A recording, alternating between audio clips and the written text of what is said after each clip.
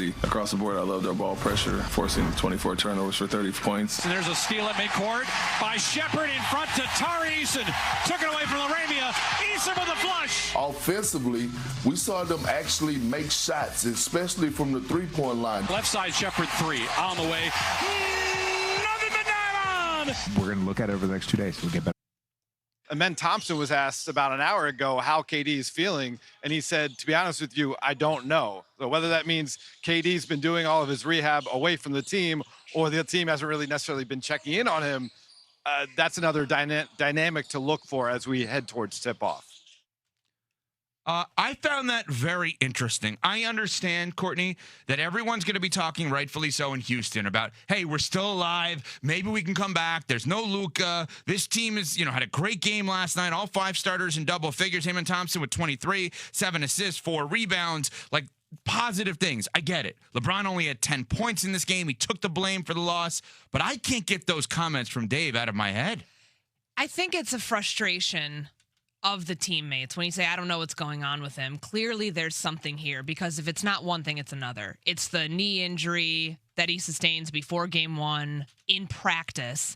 And then a bone bruise now in his ankle. And it sounds like it's an indefinite timeline because we don't really know when he's going to be back.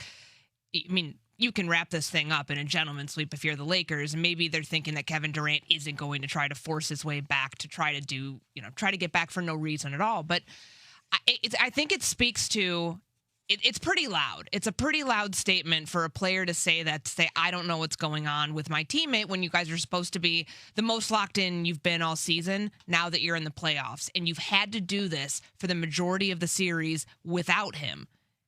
I think it's a sign that maybe things aren't so great down there. There has been some friction. Obviously, this has been a team that's underachieved in a big way because of injuries being one thing, but also when you get to the playoffs, your best player is not there, and you're also playing without your second best player last night too. So I think it's... And Fred VanVleet, who they haven't played with all year. Sure. I mean, but this was supposed to be a team that wasn't in this situation this year. And I think it's just the frustration of teammates right now realizing that the underachieving had nothing to do with him, had nothing to do with stuff that they could control. And now it feels like if it's not one thing, it's the next. But this is weird, Courtney, because the guy missed 4 games during the regular season, and he's missed 3 games in the postseason. When it matters, he's missing games. That's the problem. And if we know Kevin Durant's history, which we do, he wants to play through this. This is not like, I'm mad at everyone, I'm not going to play. All the guy wants to do is play basketball. Like, that's, everybody says about Kevin Durant, you could critique him, oh, he's different, he's aloof, he's not a leader, et cetera, et cetera.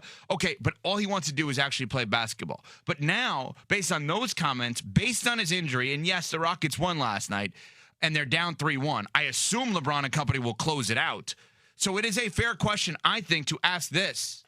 Has Kevin Durant played his last game with the Houston Rockets? You think that was a one-year experiment? I think it very well could be. I think the more fair question, even though it's probably not fair because of the circumstances with injury, would surround Ime Udoka and how much longer he'll be the coach there before we're talking about Kevin Durant and this being a one-hit wonder. Oh, I think both are on the line right now. I think Ime more so than Kevin Durant. Right, but if you painted a picture where all of a sudden the Lakers come back in a Game 5 and win, okay, and they close this Rockets team out in 5 games, I think it is completely on the table that Kevin Durant is one and done in Houston and that Ime Udoka is not the coach next year.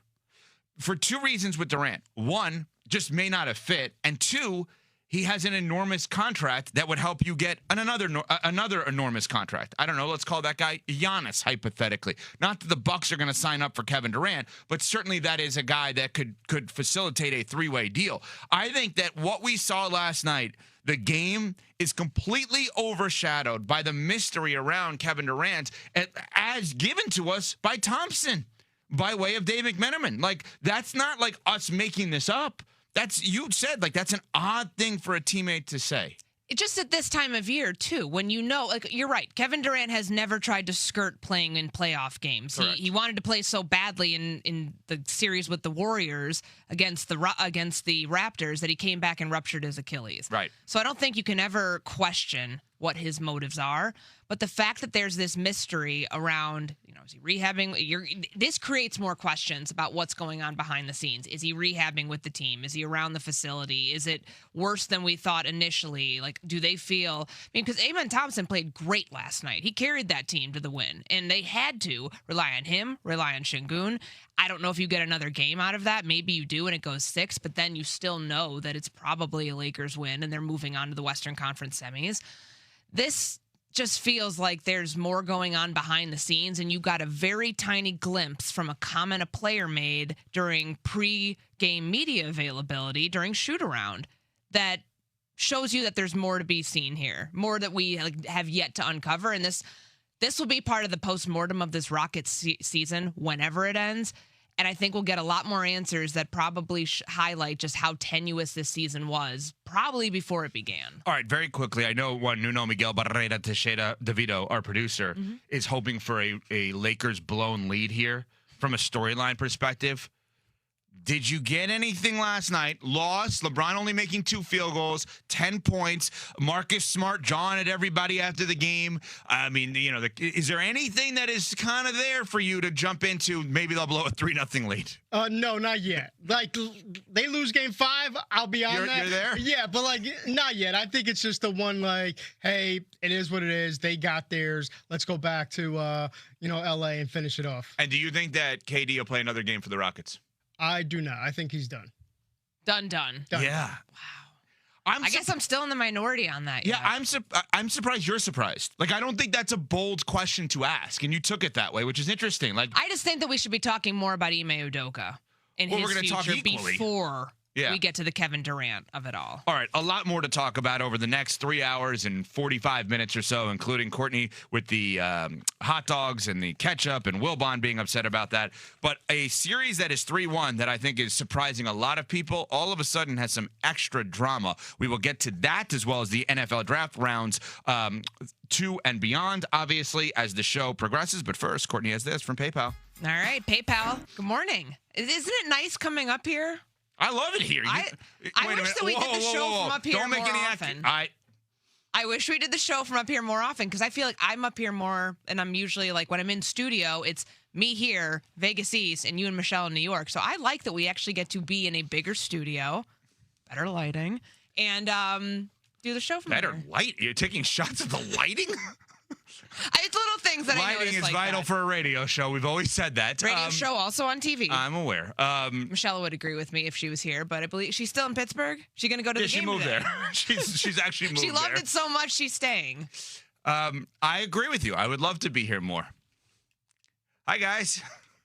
Good morning. Good to see you guys.